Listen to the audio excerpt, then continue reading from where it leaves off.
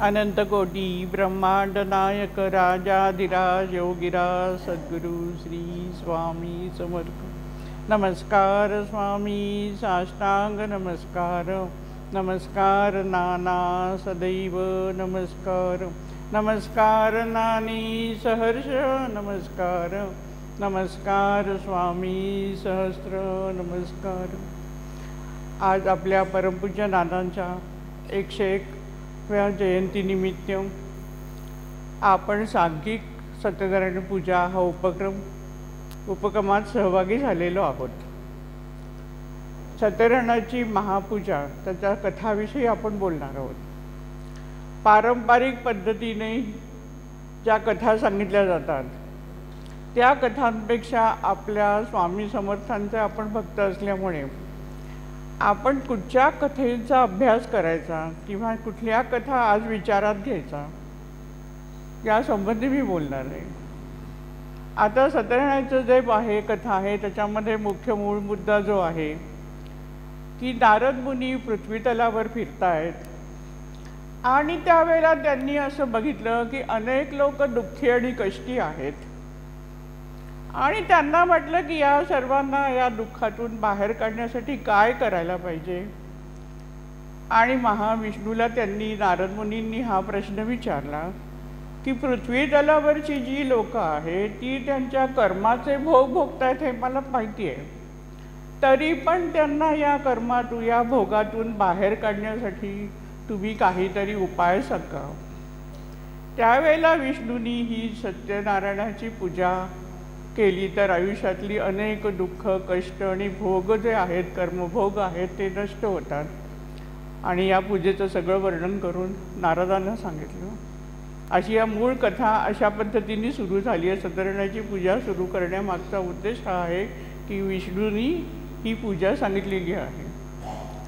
आता पारंपरिक पूजा सांगितल्या जातात नेहमीप्रमाणे, त्या काळानुसार खूप पूर्वीची गोष्ट आहे ही, त्यामुळे आपोआपच राजा गरीब ब्राह्मण कोणीतरी दुःखी कष्टी अशा सगळ्या या कथा आहेत। आता आपण आजच्या बदलत्या काळात मुख्यतः विशेषतः माझ्यासारखी लोक आहेत त्या कथा वाचून विश्वास ठेवतील, त्यांना त्याच्यात काही वाटणार नाही।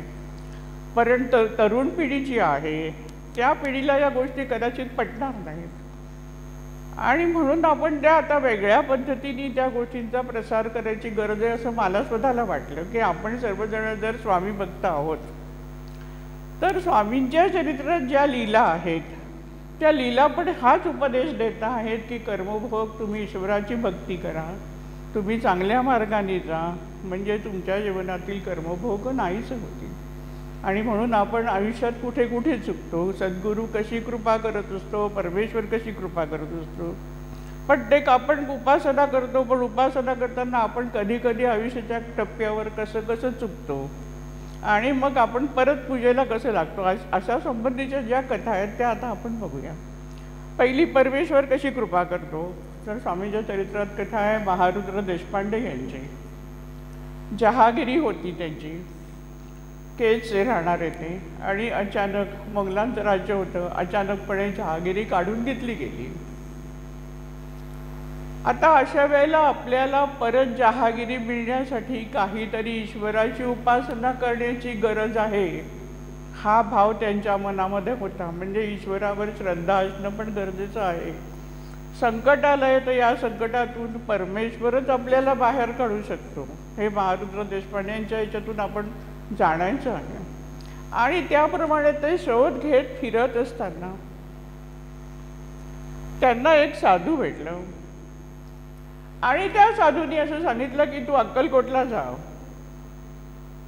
आता हे अक्कलकोटला आले, महाराजांनी खूण दिली त्यांना की मी जे काय बोललो होतो ते मीच होतो। महारुद्र देशपांडे अनन्य भावानी स्वामी समर्थांना शरण गेले।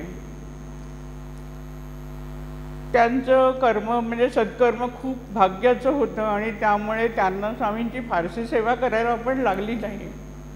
क्षणार्धात पहिल्याच भेटीत स्वामी समर्थांनी त्यांना सांगितलं की तू 4 मीनार इथे जा, म्हणजे हैदराबादला जा।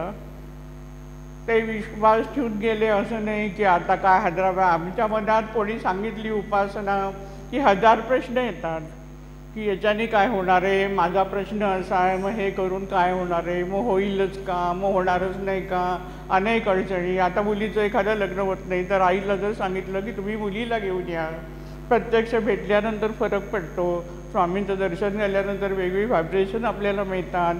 पण मातेला असं वाटत असतं नाही माझी मुलगी कशी येणार, ती माझं काय ऐकत नाही. म्हणजे आम्ही उगाचच नको तिथे आपण मनात विचार आणतो की नाही हे होणार नाही.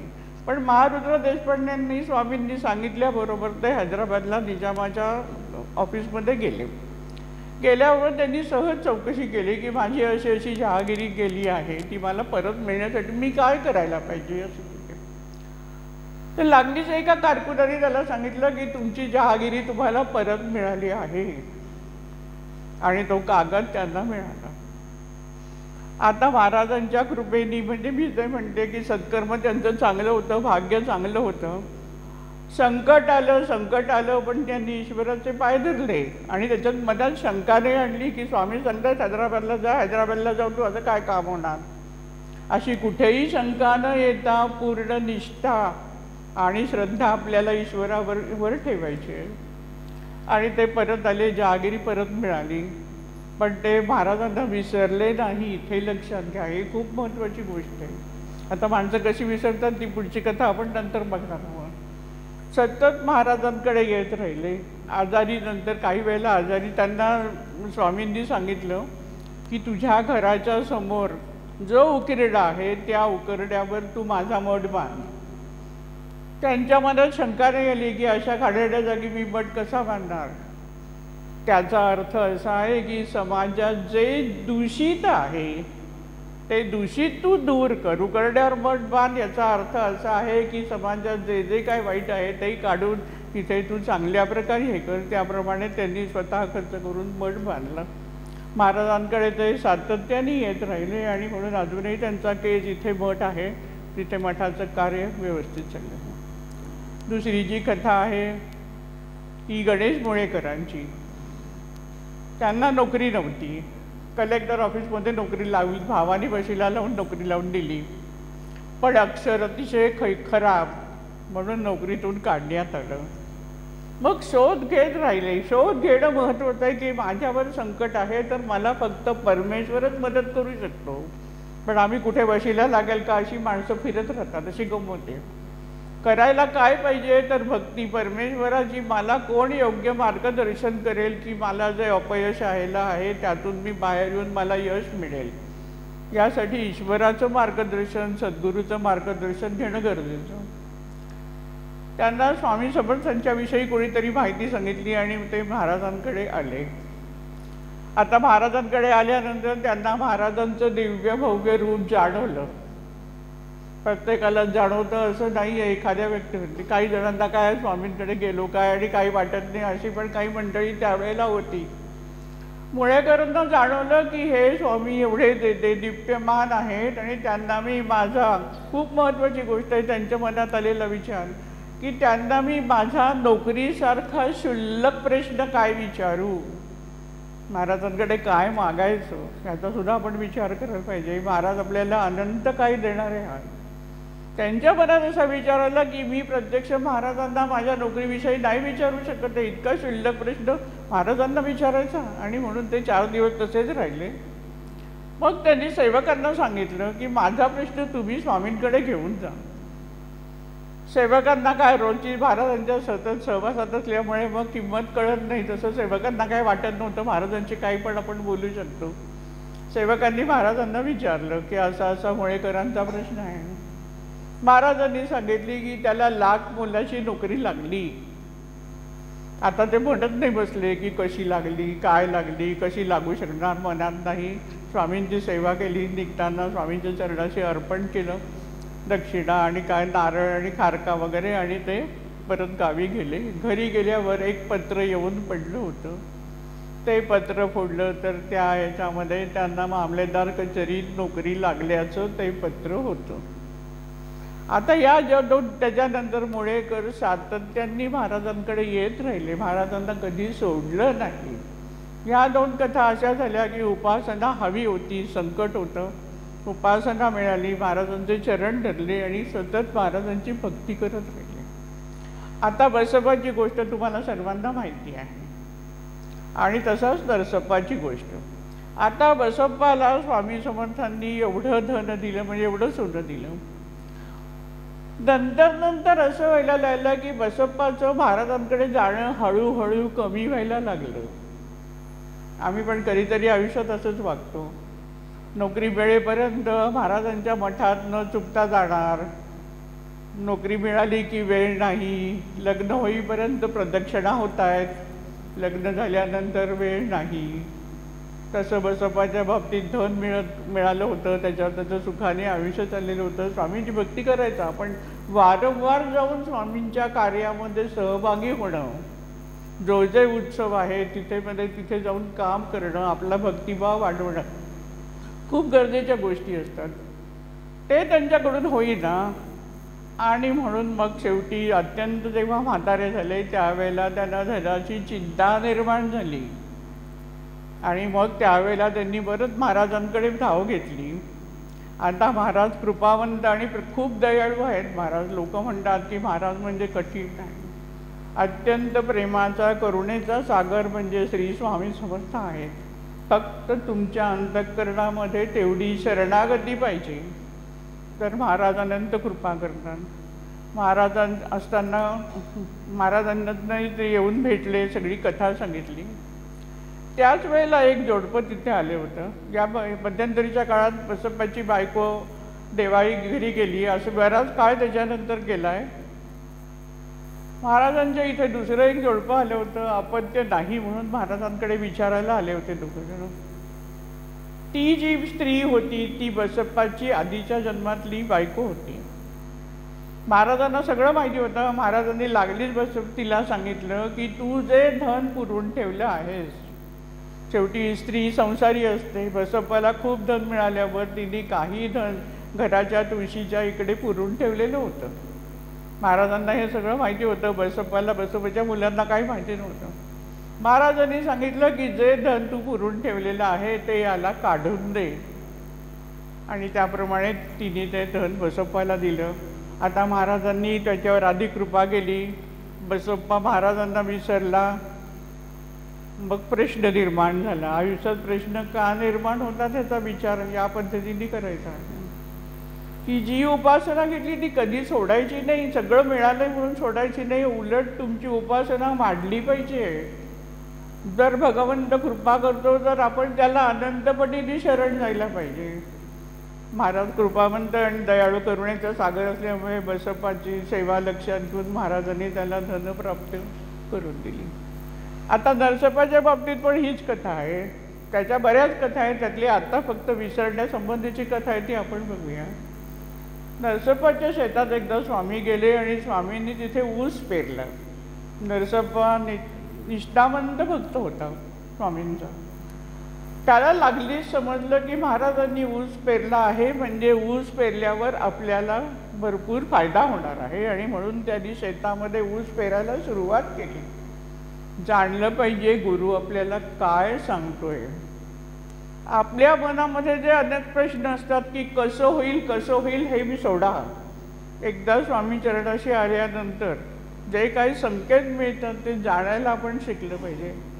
नरसप्पानी सूत पेरला आणि त्याला भरभरून उत्पन्न मिळायला लागलं, भरपूर पैसा मिळाला. आता महाराज परीक्षा पण बघतात. ज्या वेळेला ऊसाची कापणी होती त्याच वेळेला महाराजांनी नरसप्पाला सांगितलं की तुझ्याकडे मी येऊन राहतोय. आता महाराज काय एकटे नाही येणार, महाराजांचे कमीत कमी 15-20 सेवक.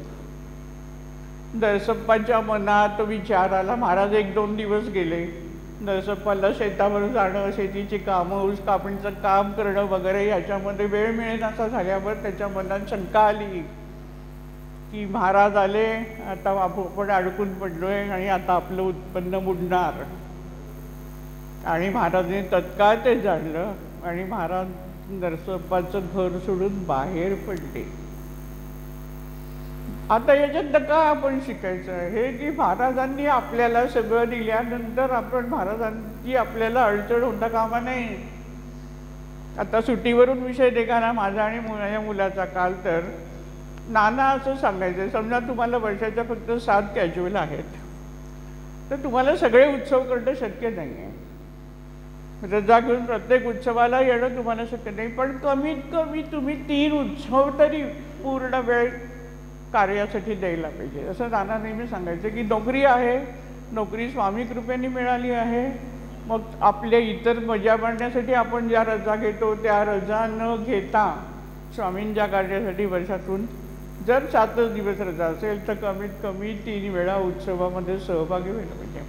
आता नरसप्पाला वाटलं सुगीचे दिवस आहे, अरे तुला आत्तापर्यंत एवढा पैसा मिळाला आहे, आता महाराजांच्या कृपेने मिळाला आहे, तर भारत राहिल्यानंतर तुला कमी मिळते असा भाव मनात येणं चुकीचं आहे.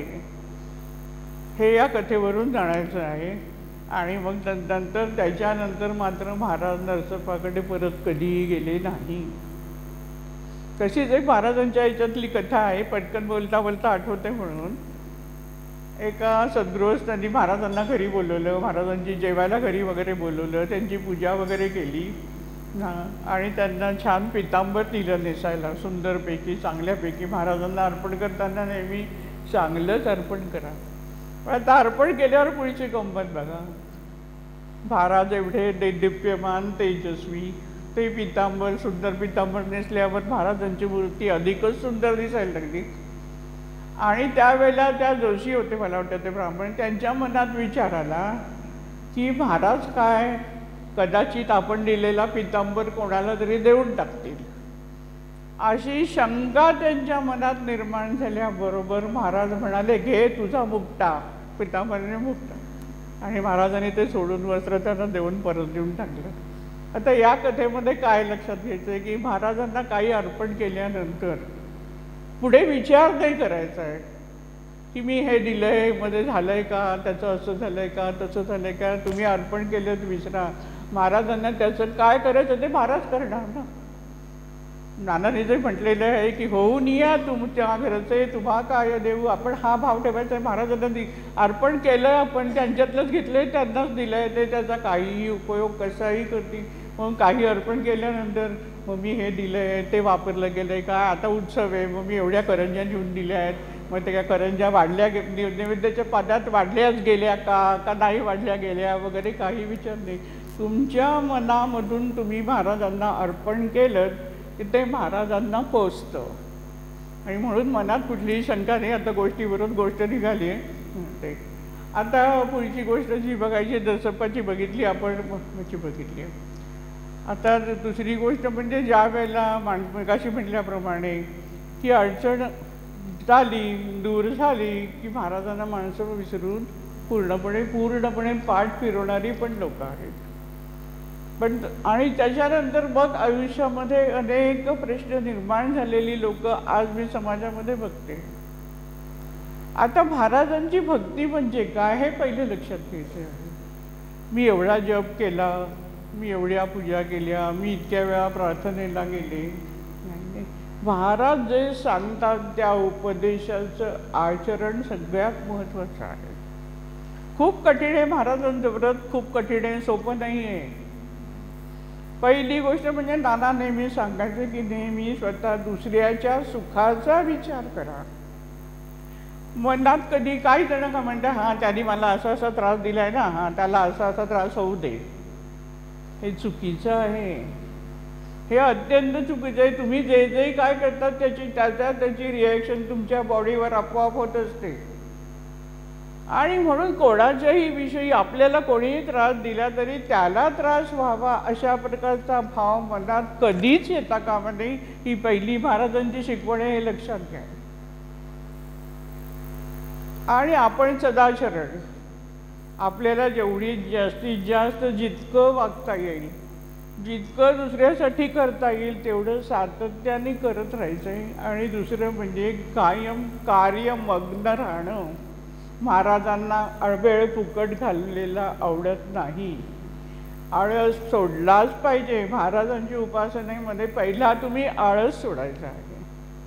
जे काम समोर दिसतंय, जे तुमचं कर्तव्य आहे ते कर्तव्य तुम्ही पार पाडायचं. कालच विषय निघाला कर्तव्यावरून.